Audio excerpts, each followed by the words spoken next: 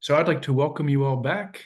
And if you weren't here the first time, welcome the first time to LJ's discussion of John of the Cross. We'll jump in just in a moment. I wanted to give a couple reminders or announcements for upcoming events. And the first one is the third session of this presentation will be live and in person at the church next Sunday.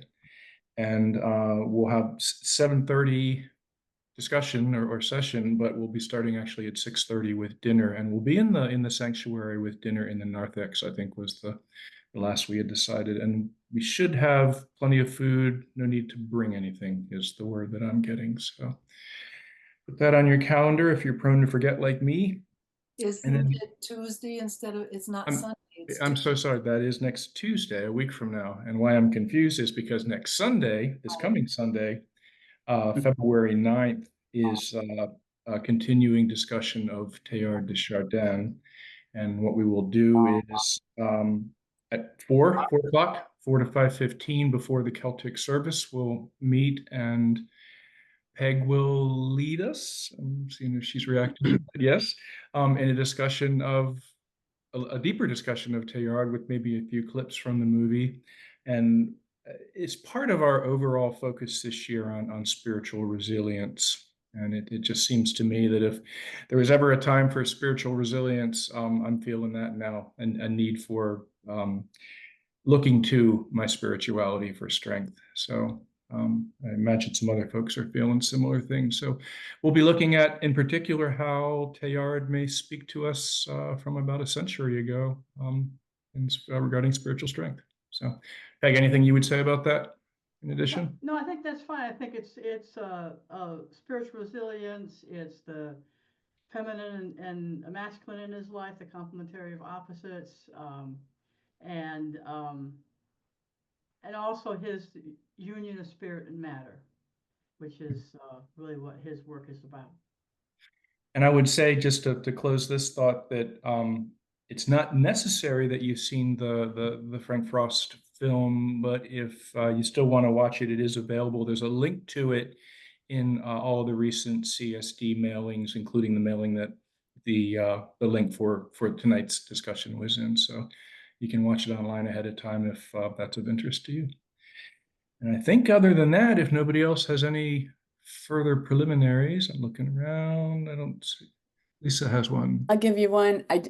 Apologies to people who just noticed that I muted you. I just wanted to make sure Chris wasn't getting any feedback, so I did go ahead and mute pretty much everybody who wasn't Chris or LJ. And that's reminding me also that if you do have questions for LJ, he will take questions at the end of the presentation and then after we have some conversation. So feel free to throw any questions that you have in the chat. Put them in early if you have them now, just so that you don't forget it later. Feel free to just drop anything that you want to ask in the chat and we'll circle back to them. You saved me some words there. Thanks, Lisa. Thanks, Chris. I think with no further ado, we'll turn it over to LJ. All right. Thank you, guys. Let me share my screen here. And while we're waiting for that, I think you'll find there's some overlap here with your theme of spirituality of resilience and tonight's topic, because we're going to talk about the dark night of the soul.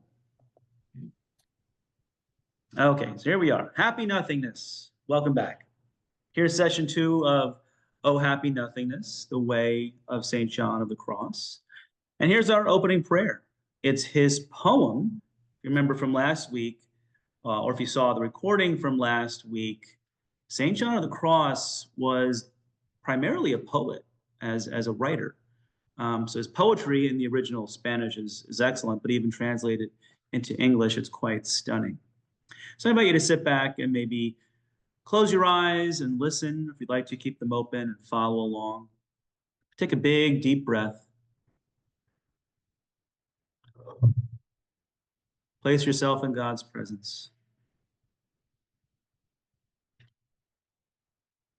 The dark night. Songs of the soul that rejoices in having reached the high state of perfection, which is union with God by the path of spiritual negation. One dark night, fired with love's urgent longings, ah, the sheer grace I went out unseen, my house being now all stilled. In darkness and secure, by the secret ladder disguised. Ah, the sheer grace. In darkness and concealment, my house being now all stilled. On that glad night, in secret, for no one saw me, nor did I look at anything, with no other light or guide than the one that burned in my heart. This guided me more surely than the light of noon, to where he was awaiting me. Him I knew so well, there in a place where no one appeared. O guiding night, O night more lovely than the dawn, O night that has united the lover with his beloved, transforming the beloved in her lover. Upon my flowering breast, which I kept holy for him alone, there he lay sleeping and I caressing him, there in a breeze from the fanning cedars. When the breeze blew from the turret, as I parted his hair, it wounded my neck with its gentle hand, suspending all my senses. I abandoned and forgot myself, laying my face on my beloved. All things ceased. I went out from myself, leaving my cares forgotten among the lilies. And close your eyes. One more big, deep breath. Amen. Just a quick comment on this prayer, on this poem. One dark night. And notice he repeats twice, ah, the sheer grace. Even though we're going to talk a lot about darkness and night tonight and nothingness, I want you to hold on to one of the main points from last session, the lavish love of God. It really is key, especially to tonight. It's what keeps us going through the dark night, in darkness and in concealment.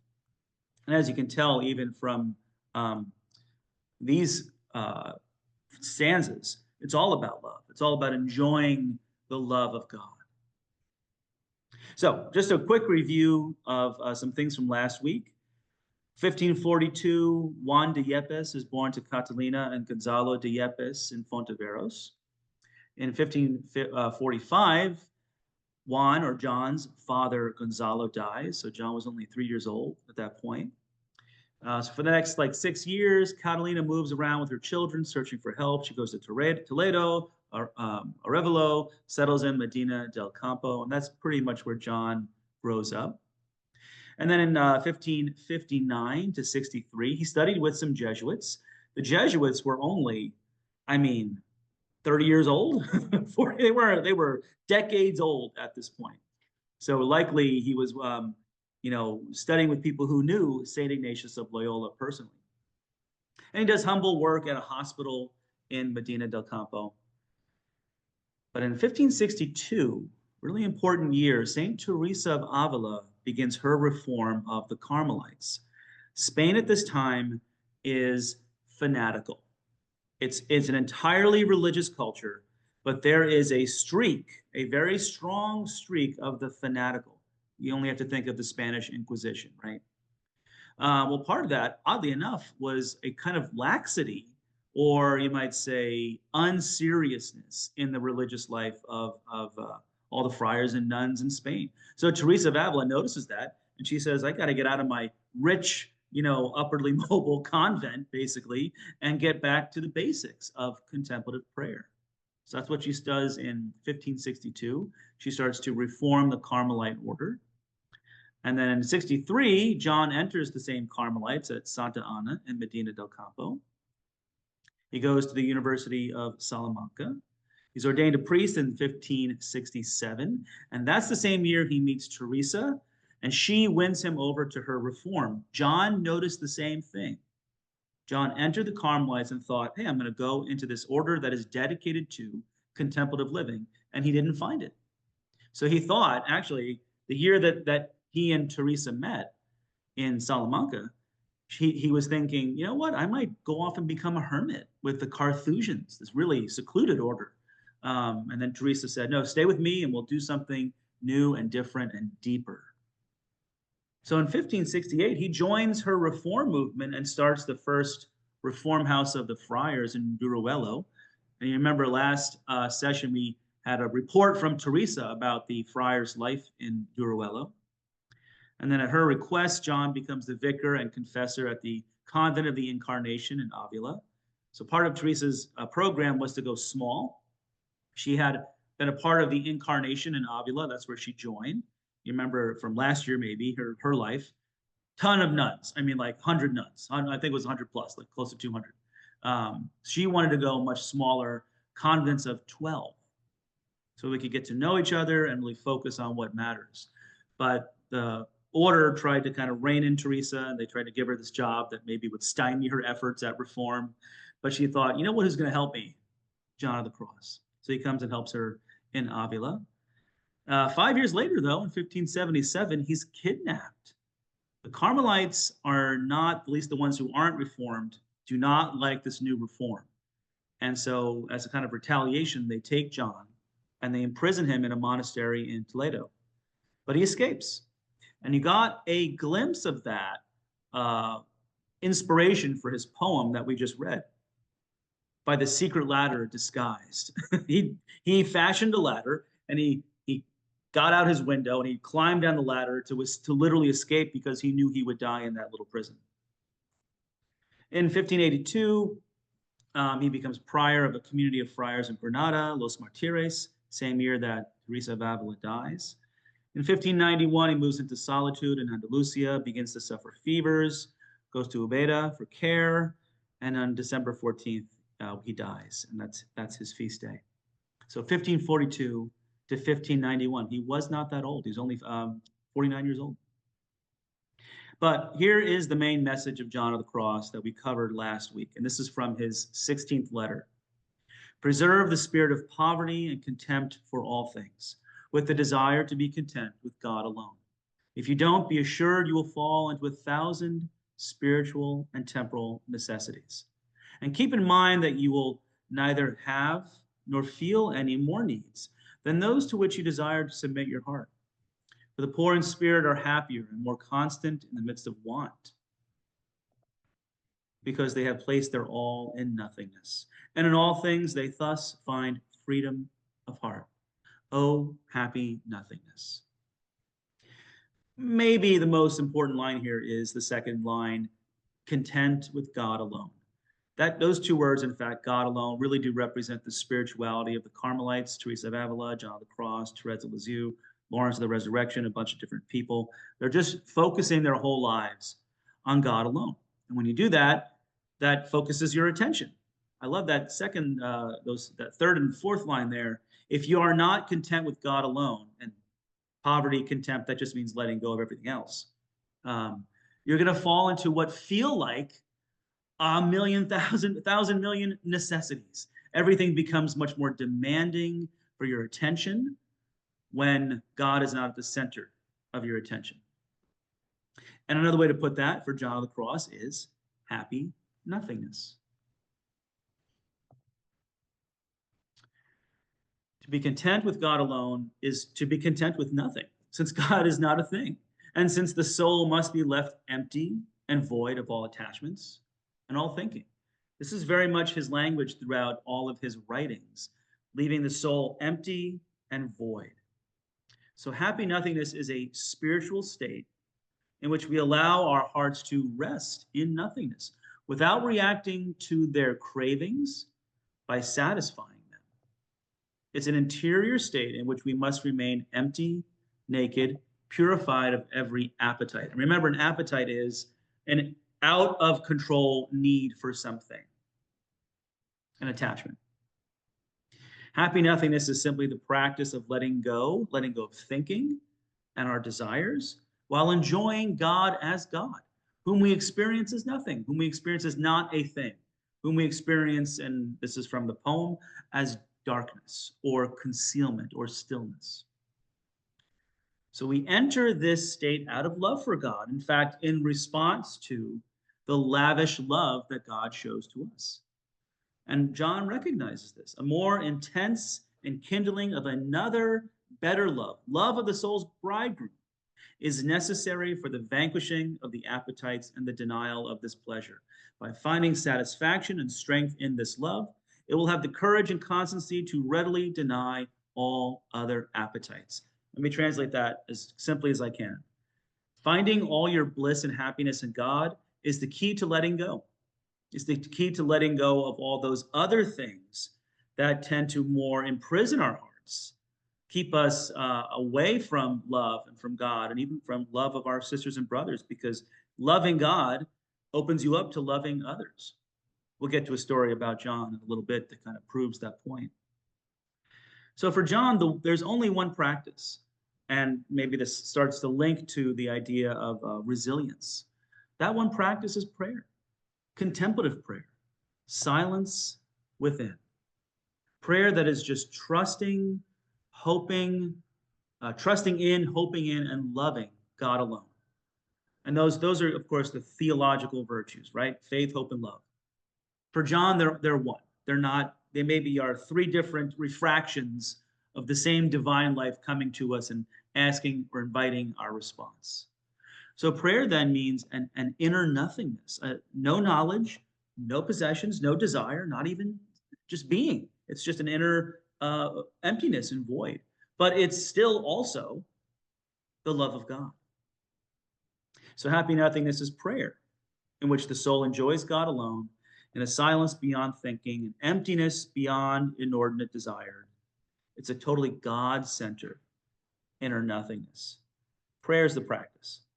So happy nothingness, you can think of as a dynamic state of prayer that we cultivate in specific times that we sit down to do contemplative prayer, whatever your practice is, centering prayer, Christian meditation, Yahweh breath taught by Richard Rohr, the rosary, whatever it is, whatever you do. That's how you enter into this dynamic state. And then you bring that same state into the world as you're faced with people and situations that you don't like or that you like too much. And we mentioned this last week, every moment we can choose to be empty for God. That is, and it means something quite specific for John of the Cross. At every moment we can pray. At every moment we can pray. It doesn't mean saying a prayer. It means being in this state of kind of, if you don't like the word nothingness or emptiness, just openness to God, presence to God. So it's not a moral obligation, but it's what happens when we're consumed with love for the absolute. That's John's whole spirituality. It's not about denying the world. I'm just so caught up in God that I don't treat the world as absolute. Because John actually loved the world. It might not sound like it if you read him, but he did. He loved nature. He loved his family. He loved a lot. He loved his brothers and sisters in Carmel, right? He loved a lot. But everything takes its proper place when you love the absolute as the absolute. So this is from the Spiritual Canticle. So I invite you to either read along or just close your eyes and listen. What more do you want, O soul? And what else do you search for outside? When within yourself you possess your riches, delights, satisfaction, fullness, and kingdom, your beloved whom you desire and seek. Be joyful and gladdened in your interior recollection with him, for you have him so close to you. Desire God there, adore God there. Don't go out in pursuit of him outside of yourself. You will only become distracted and wearied thereby, and you shall not find him, or enjoy him more securely or sooner, or more intimately than by seeking him within you. There is but one difficulty. Even though he does abide within you, he is hidden. Nevertheless, it is vital for you to know his hiding place, so you may search for him there with assuredness. And this, soul, is also what you ask, when with the affection of love you question, where have you hidden? So the line, where have you hidden, is from his poem, The Spiritual Canticle. And the Spiritual Canticle is both a 40-stanza poem. It's kind of a very greatly inspired by the Song of Songs. It's also a commentary he wrote on his own poem. I think if you're going to start reading John of the Cross, don't start with The Dark Knight. That's the last one to read. Do not read the Ascent of Mount Carmel. Read the Spiritual Canticle. That's a really good one. It's the most consistent. It's the best written. It's the one to start with. And this theme of love is carried through that kind of balances out that spiritual negation. But what is he saying here? You don't need to seek happiness outside yourself. God's within you. Albeit God is hidden. Nothingness, emptiness, darkness. Yet you inquire. If you'd like to, again, feel free to just listen. Yet you inquire, since he whom my soul loves is within me, why don't I find him or experience him? The reason is that he remains concealed, and you do not also conceal yourself in order to find and experience him. If you want to find a hidden treasure, you must enter the hiding place secretly. And once you have discovered it, you will also be hidden just as the treasure is hidden. Since then, your beloved bridegroom is the treasure hidden in a field for which the wise merchant sold all his possessions, and that field is your soul. In order to find him, you should forget all your possessions and all creatures and hide in the secret inner room of your spirit, closing the door behind you, your will to all things. You should pray to your Father in secret. Remaining hidden with him, you will experience him in hiding, that is, in a way transcending all language and feeling. So you can tell he's got a poetic way with words, and he's, of course, imbued with the gospel here, with scripture, right? But you got to go into a hiding place to discover the hidden God. That means the night. The night is one of his master metaphors, describing the journey towards unity with God. He's most famous for his teaching on the dark night. Prayer for John of the Cross is a journey into the unknown, into that which is unfamiliar. As we pray, we undergo a night. The nights are also transitions. They're times when we are getting used to spirit and letting God work. Ian Matthew describes the night. Night, that which comes and curtails control, is greeted as a sheer grace. O dichosa ventura, a night of beatitude. Hold on to that, because the night is going to get scary. The night is going to get rocky and arid and desolate, okay? But at night, God provokes, you might even say, our pure surrender. So if you want to know what John of the Cross has to say about resilience, he might sum it up in one word: surrender. But to God, surrender. The night in his mystical vocabulary is whenever God acts in us for our transformation, loving and delighting in us even though we don't know it or feel it. As Matthew waxes poetic, night signifies that which comes upon us and takes us out of our own control. It announces that as the place of resurrection, a God who heals in darkness. This is John's word of hope in a destabilized world. So whenever, this is using the metaphor in a very wide sense, whenever you are out of control, but also along the spiritual journey. So you're all on the spiritual journey, right? Even if you're praying not as often as you want, you're on the journey. The night is whenever God takes you out of control. You feel like, I've lost it. What's going on here, right? I just got an email today from somebody saying, wow, I dedicated myself to prayer. I was feeling really good. I was feeling really holy. And then I lost it. That's the night. That's the night. You're going to feel like you lost it, because the journey to God involves letting go of everything, including our feelings, including even our experiences. The dark night is an inflow of God into the soul. That's John's word, inflow. And it purges the soul of its habitual ignorances and imperfections, natural and spiritual, which the contemplatives call infused contemplation or mystical theology. Through this contemplation, God teaches the soul secretly instructs it in the perfection of love, without the soul doing anything, without us understanding what at all is going on. But why call it a night? John has an answer. We can offer 3 reasons for calling this journey toward union with God a night. The first has to do with the point of departure, because individuals must deprive themselves of their appetites for worldly possessions. This denial and privation is like a night for one's senses. The second reason refers to the means or road along which a person travels to this union. Now, this road is faith. And for the intellect, faith is also like a dark night. The third reason pertains to the point of arrival, namely God. And God is also a dark night to the soul in this life.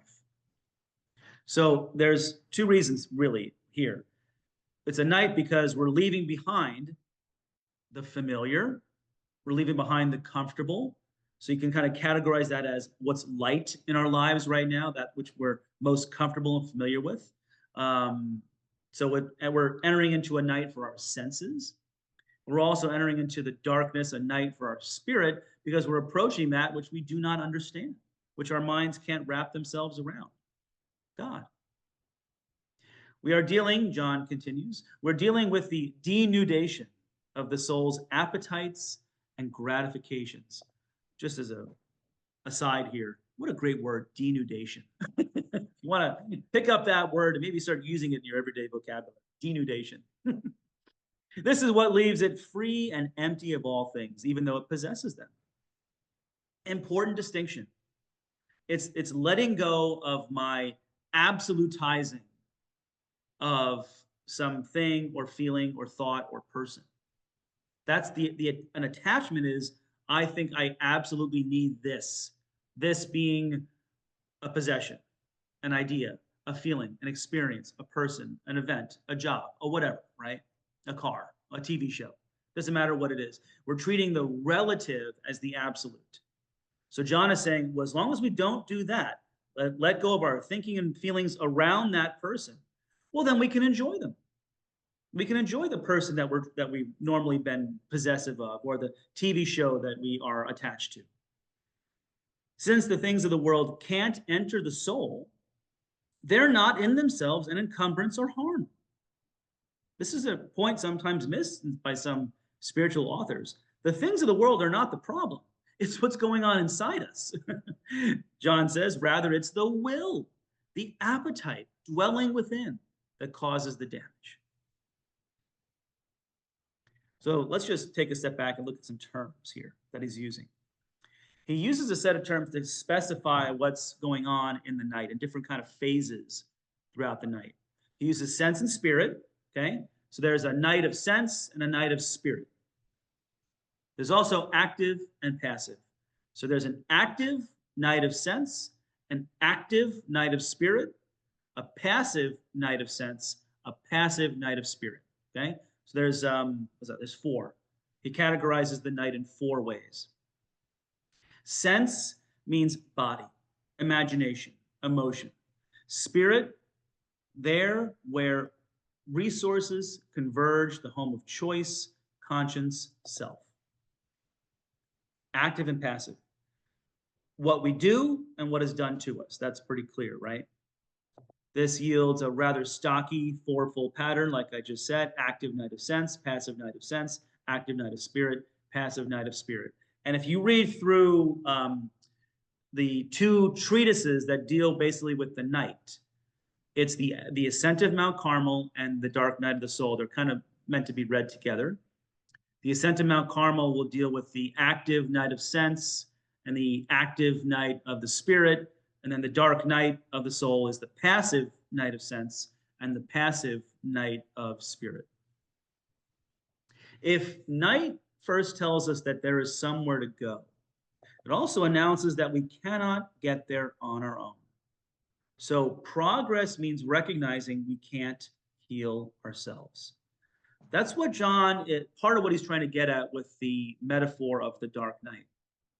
When you're going through something you're out of your sense of control, right? You don't feel like you have a sense of control. You feel insecure, maybe, right? Or maybe there's your affection for God or your taste for spiritual things is dried up. So you feel like, in fact, you're going backwards. That might be a better way to characterize it for us, or at least another way. You might feel like you've made all this progress and now you're going backwards. Very common because you're kind of losing the ego satisfaction from doing the spiritual journey. Because the ego gets a lot of satisfaction from doing spirituality because it pumps the ego up. Look at me denying myself. Look at me being a spiritual person.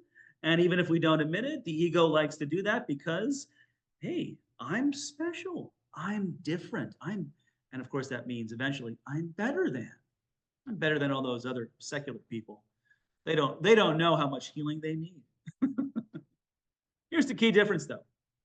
The active nights involve our efforts at letting go. Letting go in terms of our desires, letting go in our prayer, praying as much as we can, right? The main thrust of the active nights is let go of my selfish desires, and then in prayer, letting go of my thinking. And also my desires too. Which you can summarize as praying as much as we can and praying through attachments, praying through experiences where we are weak and fail, when we sin, or when the world around us is chaotic. That's the main practice for John of the Cross. That's your main practice for the active nights of sense and spirit. The passive nights are different. God puts us in a completely, you might say dependent, I'd actually characterize it, a completely dependent situation for our transformation. But also because you and I can't get to God on our own. Only God can bring us to God. So you can think of the dark night of the soul as the time when the Holy Spirit really invades us and takes charge of our journey to God. God has to heal us. We can do nothing but receive and wait. So just a little bit about the passive nights, because this is where people can get tripped up. And I'll just say this before we even start. If you are serious about praying, that is, you don't simply just say prayers, although I should even watch what I say there, because it's not simply by doing a contemplative prayer practice that you get to the passive nights. I'll just say if you're serious about prayer and you give it sustained attention and time every day, you will pretty quickly is relative. Maybe a year, maybe 2, I don't know. I think very quickly you'll come to at least the passive night of sense. Aridity. If you're serious about the spiritual journey, first you experience kind of a springtime. This is John's teaching. The springtime is everything's wonderful. I feel really good about God. Oh, my positive emotions are off the charts. And then I come crashing down. It's probably not that dramatic. It can happen over the course of several months or even a year or two, where you start to get less and less emotional satisfaction from maybe church, classes like this, but especially personal prayer time. God darkens all light and closes the door, and the spring of sweet spiritual water that they were tasting, God now leaves them in such darkness that they don't know which way to turn in their discursive imaginings. So he's imagining that in prayer, people are mostly using their minds, right? They're saying prayers, they're using their imaginations to put themselves in a scene with Jesus, kind of like the Jesuits teach in terms of their prayer. And now the lights are turned off. I can't imagine anything. These aridities make people walk with purity in the love of God. In this arid night, solicitude for God and longings about serving him increase. So here's the odd thing, and I can only tell you this has been my experience. The more I pray, the more time and attention I give to prayer, the more emotions take a back seat. I don't necessarily emotionally enjoy it.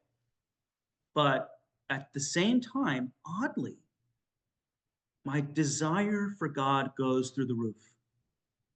So if you want a really, really reliable sign that you're growing in the spiritual life, you want God more and more.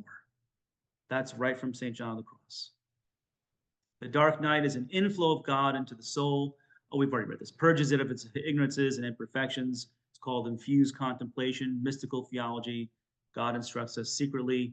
And the last line there, we don't do anything and we don't understand what's going on. But then comes a deeper night, the passive night of spirit. And that's when it's not just the experience of aridity, that is dryness, prayers dried up, I'm not getting any emotional satisfaction. There's a sense of abandonment. It's almost like you question God's existence, or if is God even with you? That's the passive night of spirit. This night withdraws the spirit from its customary manner of experience to bring it to the divine experience, foreign to every human way. Other mystics would call this annihilation, mystical annihilation.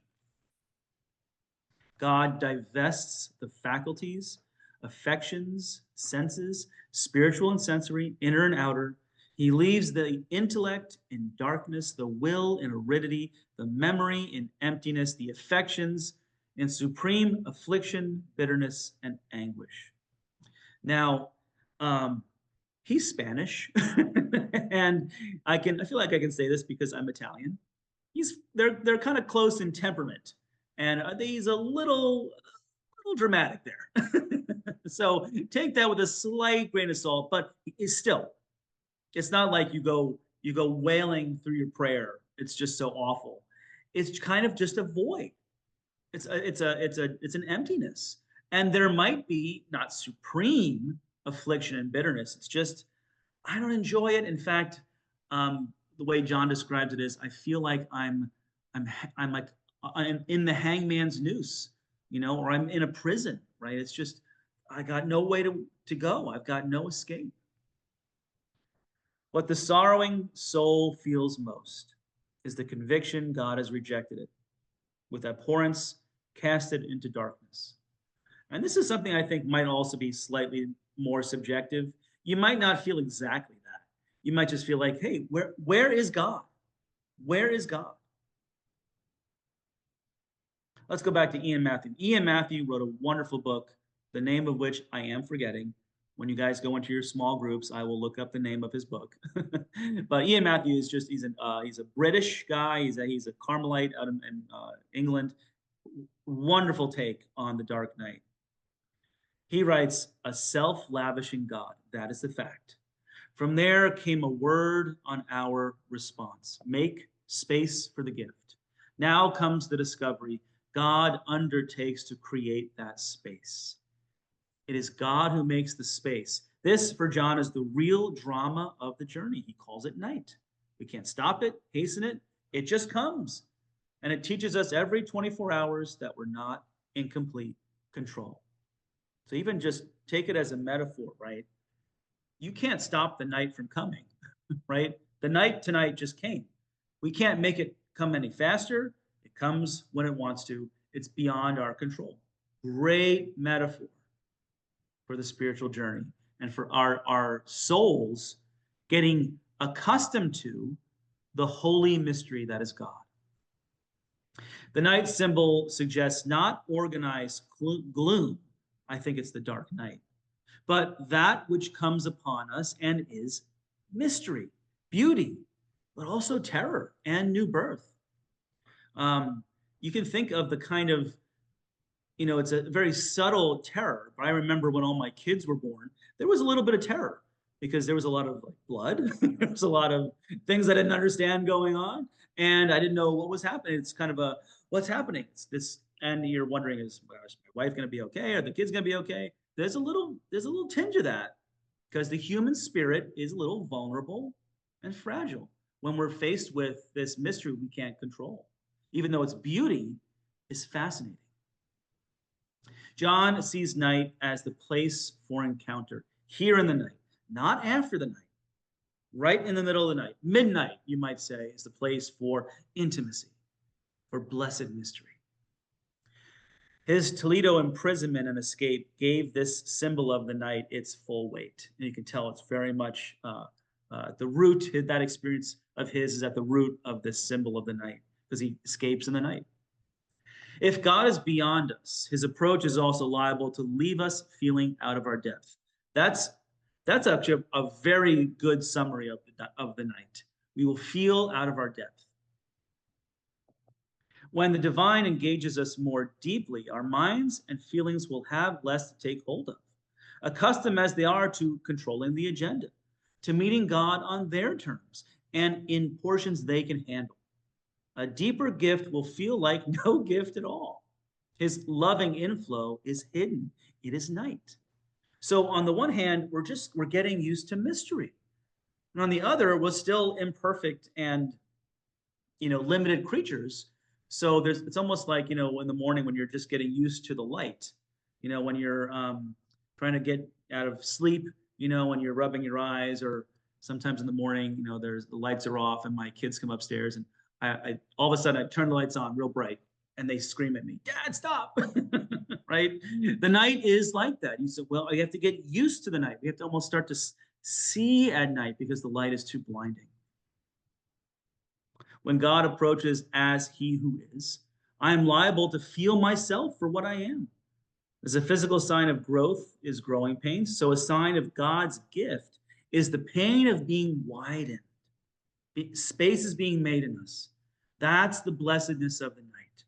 That God who wants to give, wants to lavish the divine life upon us, undertakes to make the space within us for the gift of his own life.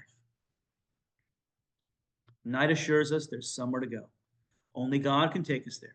God intends to take us there, but God takes us there in darkness. And that darkness must be lived in faith. A little bit more from Matthew. The mystical night is the darkness of God's immediacy. So you can, just to stop with that one sentence there, more of a phrase than a sentence. The mystical night is called for him the darkness of God's immediacy. Hold on to that, because when you're praying and all of a sudden you feel out of your depth and out of control and your thoughts don't make any sense and you have to let them go, and it's like you're just sitting in emptiness, God is right there. For John, he's saying, God is right there. Yet as John holds that all events are rooted in God, so any reversal can carry his approach. John's own night involved unjust imprisonment when he was 35 and a campaign of libel at 49. In the case of others, he's able to apply night language to the most unmystical afflictions: financial difficulties, loneliness, being let down by friends, being misjudged by authorities, friction in community. Depression, too, can have a part in it. Presumably, we can add our own reversals to the list: unnecessary changes in what was held dear, repression where one had come to enjoy new freedom, the company of people who mock or sideline one's convictions, the difficulty of believing, the uncertainty of the future, the great reversals of bereavement, illness, aging, and dying. Oh, let's go back. Oh, sorry. There we go. Let's just sit with this for a second. This is important, and it's all in the context of a person who's taking God seriously and is on a prayer journey to unity with God, okay? As long as that's kind of the context, well, a lot of negative things that happen to us can kind of fall under the umbrella of the night. What does Richard Rohr say? I love this. He says, we're suffering whenever we're out of control. Suffering is just any situation when I'm out of control. And I'd add to that, when I feel insecure, when I feel like no one loves me. And you can look at this list that Ian Matthews kind of concocted for us. It's not just, financial difficulties. That's obviously feeling insecure. It's loneliness, right? Being let down, being misjudged, having trouble with other people, maybe trouble at your job, trouble in your family, right? People who mock your convictions. Oh my God, this is like he's giving us a laundry list of what's going on right this moment. And the difficulty the difficulty of believing, right? The uncertainty that comes with believing, the uncertainty of the future. And certainly grief and illness, aging and dying.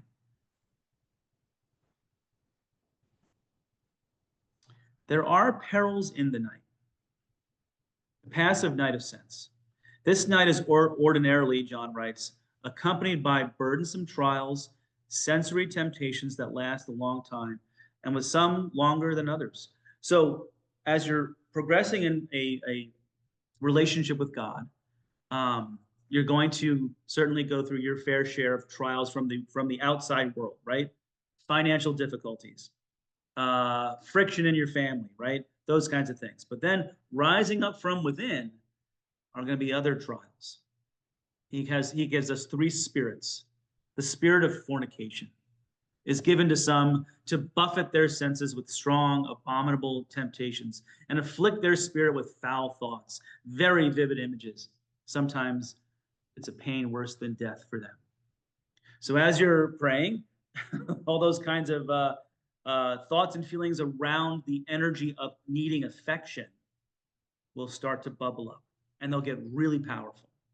Because, when you stop thinking for a little while, it removes the manhole cover on the sewer of the unconscious.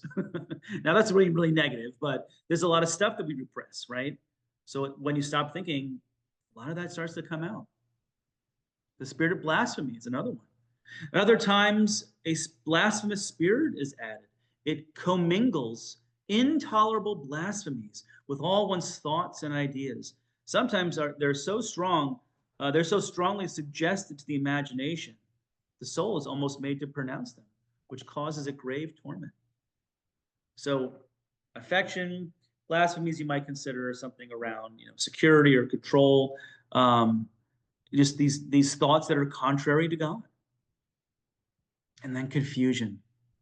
The spirit so darkens the senses, the spirit of confusion, and that such souls are filled with 1,000 scruples and perplexities, so intricate that such persons can never be content with anything, nor can their judgment receive the support of any counsel or idea. So these are some of the biggest perils in the night. We can have strong thoughts that are of maybe a sexual nature or just about our relationships, right? We can have thoughts that are contrary to God. I'm saying thoughts and feelings, really. We can suffer through deep perplexities and confusions about what's going on within us. So John says, expect that these will happen. If you keep to prayer, you'll have all sorts of weird stuff come up. Stuff that's just kind of coming up from the subconscious, the unconscious is maybe how we'd say it today. But these are, for John, spirits that just come and tempt us, right? And the temptation might just be, well, God, if this is how you're going to treat me, well, then to hell with this. And there it is. It's like these are temptations to give up. Temptations to stop. Look, you don't want to do this. Why don't you just, satisfy yourself in this way, right? That's kind of what the temptation is here. Don't stay in the void. Let's fill those senses with what really gets you going, right? So what do we do? What's our conduct in the night? Be pleased to dwell in that quietude and idleness without working with the faculties. Allow the soul to remain in rest and quietude, although it may seem clear to them they are doing nothing and are wasting their time. And even though they believe that this disinclination to think of anything is due to their own laxity, the truth is they will be doing quite sufficient if they just have patience and persevere in prayer without making any effort. Just keep praying. To let oneself be carried by God is not to run away from the emptiness, and to let it disclose a deeper communion. John calls it pure spirit, where God is communicating himself to the soul. A simpler attentiveness, meaning a more total gift. Do nothing but trust and keep praying. So the night happens in life just as much as in prayer. John opposed new policies in his Teresian order a decade after his escape from Toledo, some years after Teresa's death. Once it was clear that John had lost all influence in government, the government of the new Reformed Carmelites, enemies had a free hand. A campaign of libel was initiated against John of the Cross, comprising testimonies Compromising testimonies were extracted and distorted. People were scandalized as John came closer to being thrown out of the order for which years previously he had nearly died. This is the same order that he was kidnapped for, you know. So now in 1591, death intervenes. With his body succumbing to erysipelas, his heart and reputation were still being battered. The prior of the community of Ubeda, where John had gone for treatment, had a grudge against John of the Cross and made John's dying quite difficult. Medicines were regarded as a financial drain. Putrid bandages were not to be washed. Visits were curtailed. John's nurse, Bernardo, captures it well with a modern phrase. It was just incredible what was taking place. Finally, Bernardo himself was forbidden to nurse John.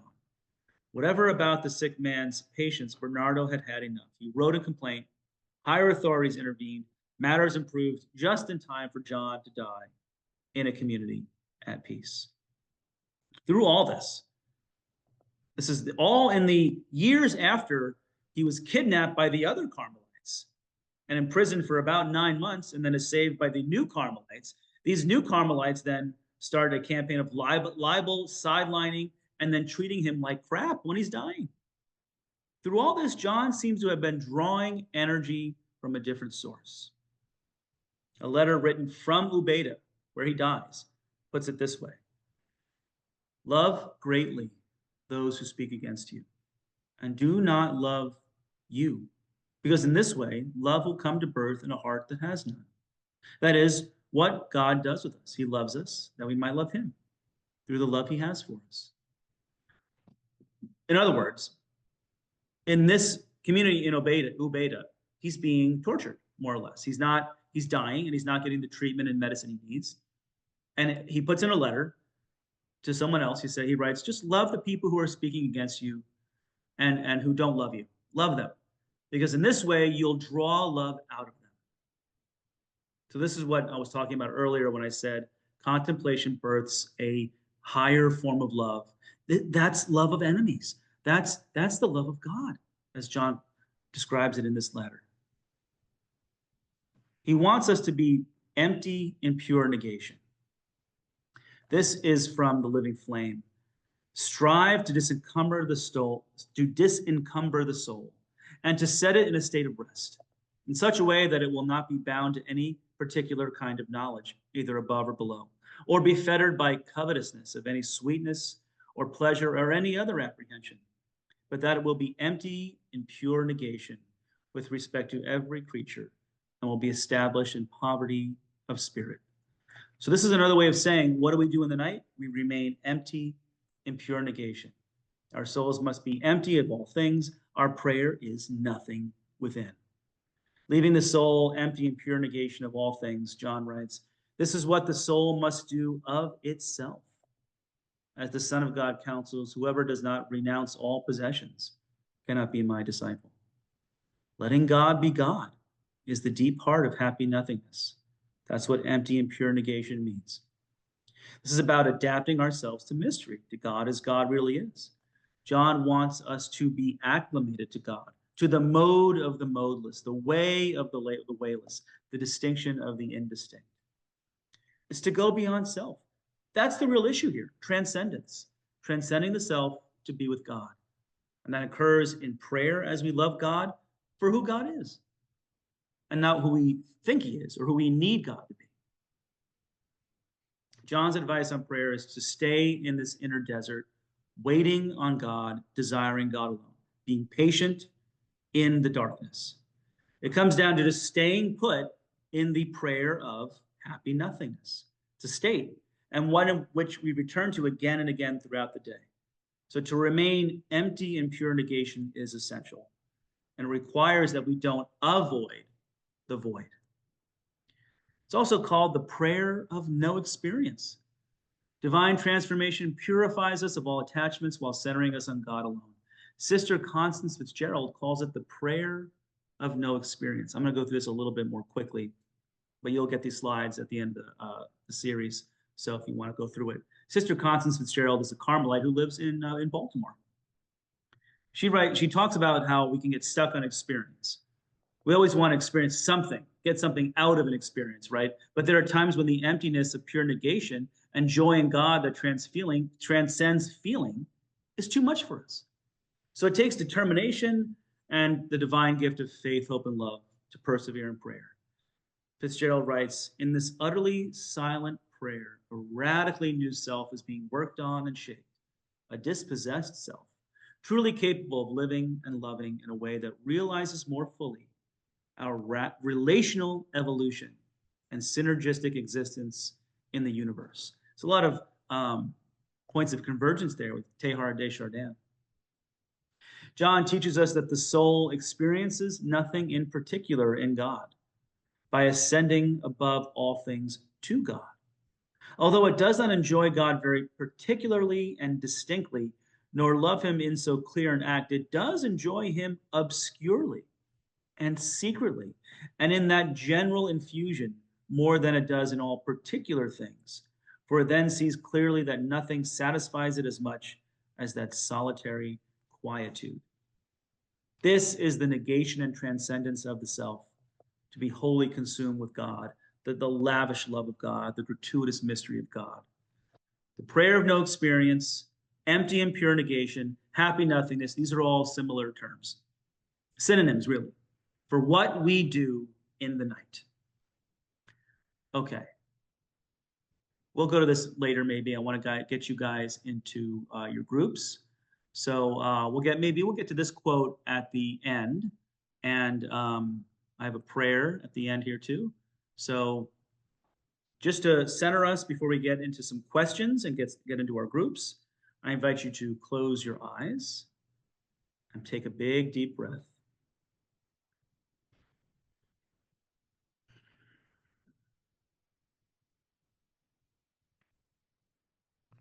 Oh, happy nothingness. Oh, happy nothingness. Oh, happy nothingness.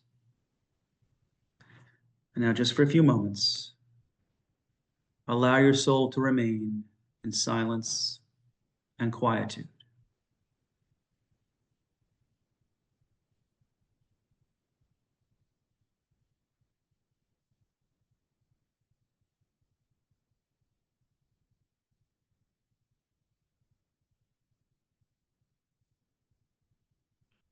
Amen.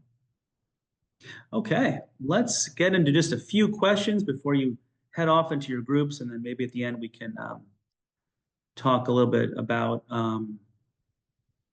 more about Constance Fitzgerald. So we have a few questions already in here. Tom Madison asks, note for later, what was Teresa's reaction to John's capture? She was livid. She was not happy about it. Teresa was very upset and very afraid for John of the Cross. And again, he had to take his escape into his own hands. And after he kind of made a ladder and climbed down, because the Toledo monastery was up on a high wall, he had to even jump a little bit, and he sort of almost broke his legs. And then he made his way to some Reformed Carmelite nuns, where he was able to find some care and just kind of hide away, lay low for a little while. So can I add a question to that? Yeah, sure. Good. So thank you. I haven't studied much Teresa of Avila, so that may be a dumb question. But now that I know she was livid, makes more sense to me. Was she livid in terms of just verbally being livid, or did she try? I mean, it makes me wonder, what did she attempt to do to get him out of prison, if anything? Well, she didn't know where he was. Okay. That's the problem. Okay. So Teresa, if you go onto Amazon and type in Teresa of Avila, you'll find all of her major books, but some of the most fun stuff to read is her letters. We have several volumes of her letters. And in her letters, she writes about, they took John of the Cross. I don't know where they put him. I am petrified for this friar, because John was tremendously small. I neglected to tell you earlier, talking about his childhood, he grew up very poor, very, very poor. So he was clearly malnourished. And even for the time, 16th century Spain, he was little. He was like 4'3", tiny, tiny guy. So she would call him the little saint. Where do they put the little saint? We don't know. So that's why she was simultaneously livid and also very, very worried about him. Yeah. Got it. Thank you.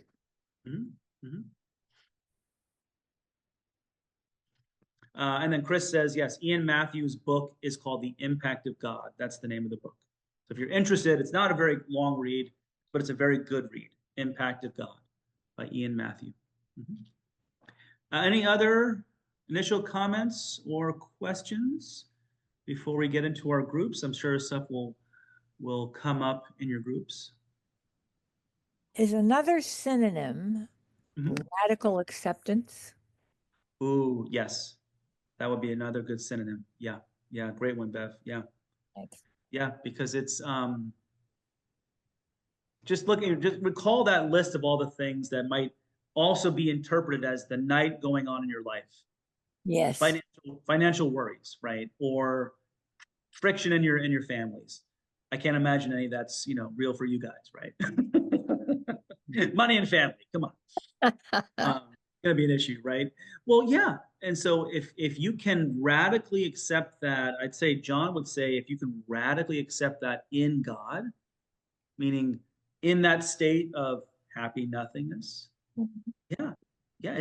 that's gonna move along the transformation too, because it's what is happening to you and not something you're directing. And So, is that happy nothingness his words, or is that okay? Thank you. That's from letter 16. Yeah. Okay. And I was thinking that it was helpful to me when he said that it leads us to transcendence.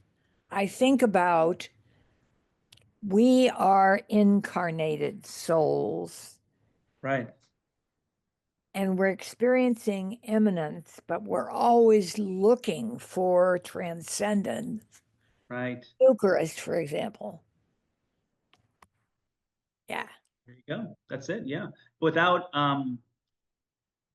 John was a really good gospel Christian. You don't leave your body behind, right? Your body still a part is who you are, but what you transcend, he didn't have this word, but we can use this word. What you transcend is your ego. He would just say you transcend the self. You go beyond the self and you get used to God's mystery, which also involves coming to terms with all of my own issues. That's another big reason why it's the night. So what you are conscious of and what you pay attention to, critically important here, I think. Yes, very, very important. And even when it's you might say this is another big peril in the night, you're going to come face to face with your own baloney, your own nonsense, your own imperfections and in failures, right? And sins, all of the above. And yes, those are going to come across your consciousness and they're going to be really impactful. But where you put your attention, John would say, is in God. And that's prayer. And that's prayer. Exactly. Exactly. Thanks. Okay. Well, I don't want to take up everything. We can talk, have more discussion afterwards, but let me turn it over to Lisa to put you in your rooms. Lisa.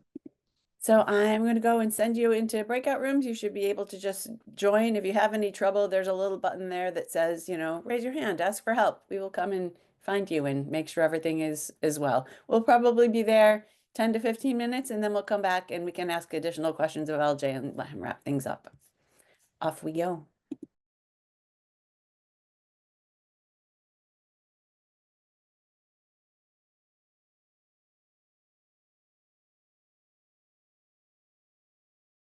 Wait for anyone else, Lisa? I don't think so. Oh. We're good. We lost a few people who didn't go into breakout rooms, so. Oh, is that what happened? Because I thought there were more. Yeah, one or two. All is well. These things do occur.